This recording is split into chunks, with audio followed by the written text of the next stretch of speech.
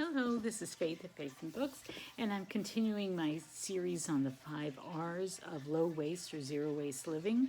I did a video on refuse, and I don't know how to put a card up to link to it, but maybe I'll put the link below.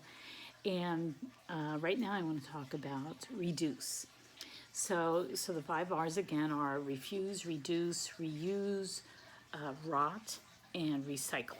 Used to be refuse, reduce, reuse. No, it used to be reduce, reuse, recycle. Yeah, that was it. Yeah, that's right. I'm confusing myself. Anyway, so the very basic sense of refuse or reduce, I'm going to keep doing that, making that mistake. The basic meaning of reduce originally was that you would just go, when you were going to the grocery store or shopping for anything, you would try to choose the item with the least amount of packaging. So if you went in and there was a cardboard box of cookies versus a shiny plastic wrapper, you would pick the cardboard because that you could recycle. Or you would just, some things are really just totally encased in plastic upon plastic, whereas other things, not so much. So you would just sort of choose the thing that had the least amount of packaging and that had packaging that you knew you could recycle or reuse somehow. And that was the initial idea. But what I want to talk about is just the idea of reducing, because that's what we want to do in order to serve the earth, this creation that God gave us, in order to take care of it. We need to cut back on our exploitation of it. And of course, we're always going to need resources from it. I'm a Christian. I believe the world was made to sustain human life. But we have to do it in a responsible way that works with the system, with the way creation was designed, not against it. So we're always wanting to just reduce because we can never be zero, right? I mean, when we're dead, we can be zero. But we're always going to be using something. We need it in order to sustain our own life.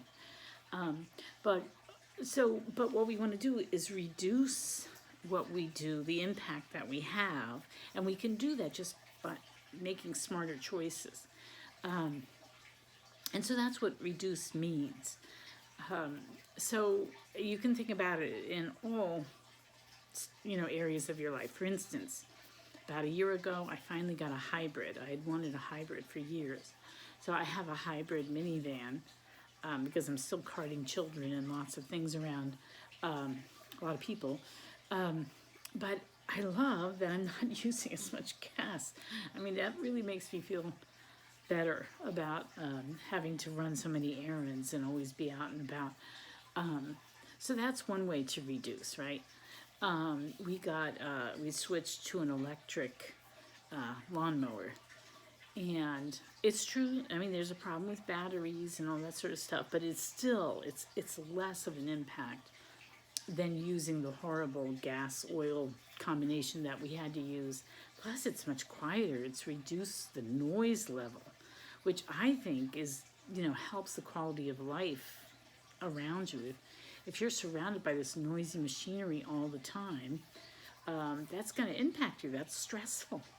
And it makes living not as pleasant. I mean, it might be a minor thing in the grand scheme of things, but if you can do it, why not?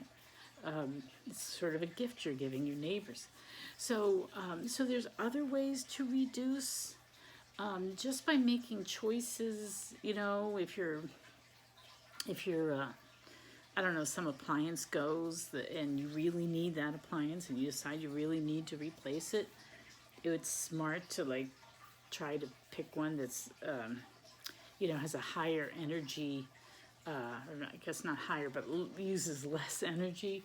It's more efficient. That's what I meant. Higher efficiency. That's a good thing to do if you can afford it. So that's sort of reduction. Or I'm trying to grow lots of food in our yard because I want to reduce my food miles. I want to feed my family partly from the garden, and everything that we eat from the garden, we're not getting at the grocery store. And that means that, all the pollution and all the waste and all the miles that go into that have been reduced in some way. That's one reason why I like being a locavore, because that reduces a lot of things too. So I think just that idea of reducing, it's broader than just the packaging thing. But the other thing I want to say is that when you try to go low waste or zero waste, you have to be very patient, or at least I do. I'm talking about my own experience. You have to be very patient, because for one thing, it's like you're like a salmon swimming upstream, at least where I am. You're really going against the current. And so that takes a lot of thought and mental energy, and you backslide a lot because you're constantly fighting up this hill. And you just have to expect that, but then just always renew the fight once you rest a little bit. But also, be patient with yourself, because what I did was years ago, I saw this movie, Bag It. It was being shown at a church near me, not my church, but another church. And I'm going to link to it below. It's family friendly. It's a really good movie that talks about how wasteful plastic is. It goes through the whole thing. And it's told in a very entertaining, family-friendly way. And I saw that, and it was right before Lent that year, and I decided just right then and there I was going to give up plastic for Lent. And I went whole hog into it. I mean, I was hard-nosed. Everybody in the family just, were trembling when I would come in and say, no plastic. Like, I was really, really committed to it. And I forced everyone. And I don't know if that was the best way to do things. I had the motivation because it was also Lent. And so it felt sacrificial to me. And that period of time always adds to my ability to be disciplined, but about something. But I think, though, the smarter thing to do is to do it more gradually. So, for instance, this month of July, you could decide to give up water bottles. Just for the month, you're just going to focus on that. And then the next month, you're going to focus on bringing your own bags, so you're not getting all these plastic bags from the grocery store. And, that could be what you do that month. And then the next month, you might work on takeout coffee. Something, getting yourself a reusable coffee cup, or coming up with an alternative than always, running to Starbucks or Dunkin' Donuts or whatever for your coffee. And just do it like really gradually. And you might need 2 months. You might have to work on something for 2 months and then try a new thing. But I think, easing into it, I think might be less painful, less overwhelming, and it might stick more.